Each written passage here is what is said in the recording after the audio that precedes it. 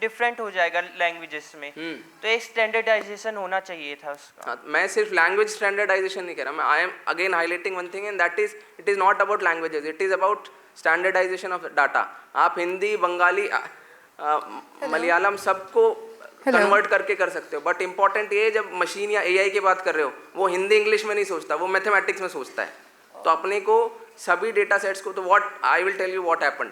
IIT Madras came into play. They, आपने कभी नाम सुना है क्या? IRAD, integrated road accident data management, सुना है? हाँ, तो उन्होंने क्या किया, उन्होंने एक स्टैंडर्ड फॉर्मेट बना दिया कि पहला कॉलम जो होगा, क्वेश्चन होगा, वो नाम ही होगा जो इंजर्ड हुआ, सेकंड कॉलम होगा लोकेशन ही होगी, थर्ड कॉलम किस टाइम हुआ, फोर्थ कॉलम उनके लैटिट्यूड लॉन्गिट्यूड क्या है, फिफ्थ कॉलम कहाँ से किसका एक्सीडेंट, हाईवे पे हुआ, स्टेट हाईवे पे हुआ, गांव के रोड पे हुआ, ये हो गया। सेवेंथ कॉलम वेदर कंडीशंस कैसी थी। तो इस तरह से ऑल द स्टेट्स केम, उनको एक पोर्टल दे दिया ऑनलाइन कि ये पोर्टल है, आपको लैंग्वेज कोई भी लिखनी, दैट इज ओके, वो आपके स्टेट की फंक्शनैलिटी है, but you have to fill in these columns only. तो अब आप देख रहे हो लैंग्वेज के रिस्पेक्टिव सभी जगह सेम डेटा आ रहा है पूरे इंडिया का। तो language, I can always use language models to convert as language A into B. वो तो आप सबको पता है, गूगल लेंस पे डालो, ट्रांसलेट करो और एक लैंग्वेज दूसरे में ट्रांसलेट हो जाती है, that is very easy. But आपने क्या स्टैंडर्ड फॉर्मेट्स यूज़ किए कि सब जगह की सेम तरह की पॉलिसी आ रही है। आपको ये समझ में आ रहा है क्या हुआ? तो इससे क्या हुआ, मणिपुर में भी, दिल्ली में भी, हिमाचल में भी सेम तरह का डेटा जनरेट हो रहा है, और ए डेटा सेट को बी डेटा सेट से, क्योंकि लैंग्वेज ही अंतर है, अदरवाइज सेम तरह का डेटा आ रहा है, तो पॉलिसी मेकिंग इसके लिए बहुत ईजी हो गया। आपको जो भी एनालिसिस करना है वो आपने बहुत आसानी से कर दिया, क्योंकि डेटा सब एक ही फॉर्मेट में क्लस्टर हो रहा था। There is something known as कि डेटा में बहुत सारा नॉइज़ है। कभी इस तरह के वर्ड सुने आपने, डेटा में नॉइज़ है? वो क्या होता है? यस, बहुत सारी ऐसी चीज़ जो अनवांटेड है।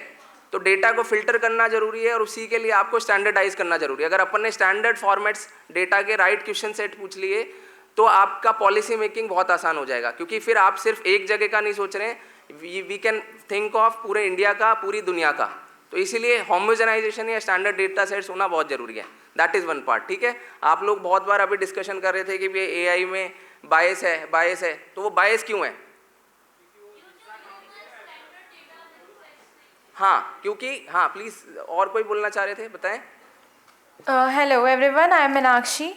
मैं बोलना चाहती थी, जैसे AI is not biased, as we use fire to cook the food and at the same time we use fire to burn the people, it can act as both the things, but it is the humans how we use AI. हाँ, one part is this. Yes. Secondly, अपन जब कह रहे हैं कि biases कोई भी चीज़ में जब आते हैं, जब आप किस चीज़ को यूज़ कर रहे हैं। ठीक है, I will give an example कि अभी जैसे यहाँ देखिए, यहाँ पे there are 25 states who are being represented, agreed.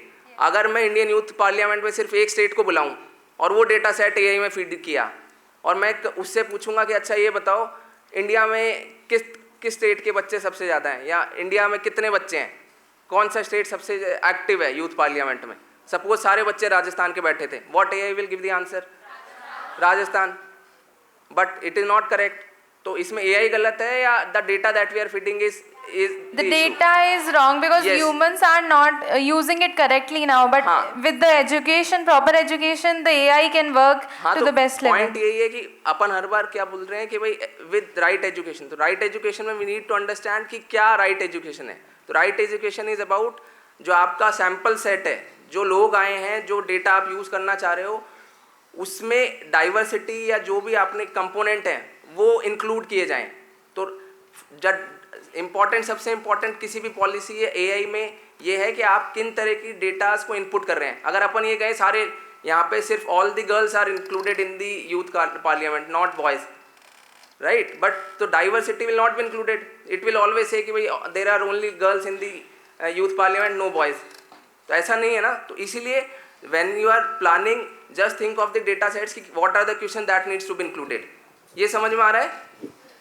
पक्का? ये थोड़ा सा साइंटिफिक हो रहा है, इसलिए मेरे को लग रहा है एनर्जी कम हो गई। Okay, good to know that. तो ये समझ में आए, this is understood now I think. Sir, हाँ मेरा कहना था सर, जैसे सर माननीय सुप्रीम कोर्ट सर कहें कि जो संविधान में उल्लेखित शब्द है हाँ। उससे ज़्यादा सर उसमें जो अंतर्निहित भावना है उसको महत्व देना चाहिए। हाँ। लेकिन सर आर्टिफिशियल इंटेलिजेंस में ये संभव है? क्या चीज? इससे निर्णय लेने में कोई भी आर्टिफिशियल इंटेलिजेंस के तहत? यस, तो अपन क्योंकि सर इसमें कोई भावना का तो तत्व ही नहीं मौजूद है ना आर्टिफिशियल मैं इंटेलिजेंस आपको में। इसका भी उदाहरण देते हैं, देखिए प्लीज बैठिए। तो नहीं, देखिए there is something known as sentiment analysis. आपने ऐसा कुछ सुना है क्या? ट्विटर पे सेंटिमेंट एनालिसिस हुआ, सुना है नहीं सुना? अच्छा, जिसने नहीं सुना उनको बता देता हूँ। जैसे आपका ट्विटर पे हैशटैग बैन या स्टॉप इजराइल क्राइसिस हैशटैग है, ऐसा कुछ लगाते हैं अपन, hashtag good vibes, hashtag travel, hashtag Jaipur. तो ये जो हैशटैग है ये आपके सेंटिमेंट्स को हाईलाइट करता है कि भाई आपका मूड कैसा है, या जो आपके यूज़र्स हैं जो सोशल मीडिया यूज़ कर रहे हैं उनका मूड कैसा है। तो अपने पास मॉडल्स हैं जो ये बता सकते हैं कि आप किस भावना से कोई चीज़ बात करें, नंबर 1। नंबर 2, जब आप सपोज आप हाई कोर्ट या सुप्रीम कोर्ट के बहुत सारे ऑर्डर्स हैं, वेबसाइट पे बहुत सारे अवेलेबल हैं, अगर आप देखेंगे तो वो डेटा सेट हो गया जो आपने एआई मॉडल में डाला। मॉडल्स बहुत सारे होते हैं, कौन को किस तरह से यूज़ करना है वो समझने वाली बात है। तो आपने क्या किया कि 1000 केस लॉज डाल दिए उसमें। सपोज आपने एनवायरनमेंट पे बात कर रहे हैं, एनवायरनमेंट पे बात करा, आपको बात करना है कि भाई एयर पॉल्यूशन अभी रोकना है, ठीक है। तो उसमें आपने 100 जजमेंट्स डाले और उसमें एक चीज़ होगी कि आपने उससे सवाल पूछे या आप ये समझना चाहते हैं कि भाई ये किस भावना से किए गए। उदाहरण के तौर पे मैं धौलपुर में पोस्टेड था, ठीक है। तो धौलपुर में बजरी खनन, जो चंबल नदी है वहाँ पे घड़ियाल इंडिया में सिर्फ वहीं होते हैं, ठीक है, ये पता है आप लोगों को, पढ़ा है थोड़ा, हाँ। तो वहाँ ये था कि बजरी खनन नहीं होना चाहिए। तो लेकिन आम जनता चाहती है कि हम भाई गरीब हैं, हमको पढ़ाई भी नहीं आती और उसके बिना हमारा घर कैसे चलेगा। तो there is a conflict of interest, right. But given all of that the court is very adamant, या एनजीटी नेशनल ग्रीन ट्रिब्यूनल आपने सुना होगा, दे आर वेरी क्लियर कि नहीं, we will not let it happen.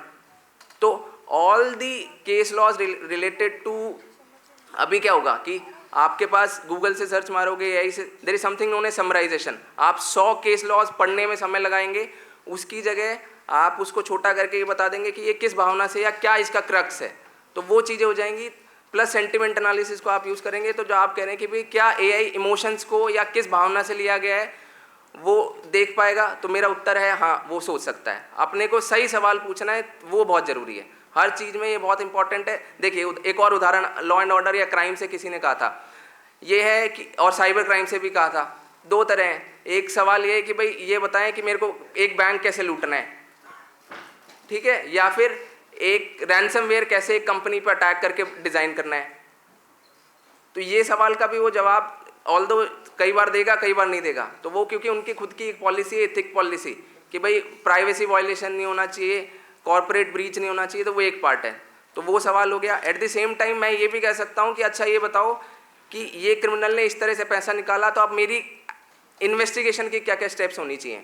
तो वो एक तरफ तो उसने ये भी बताया कि इस तरह से लूटा जा सकता है, दूसरी तरफ ये भी बताया कि किस तरह से उसको रोका जा सकता है।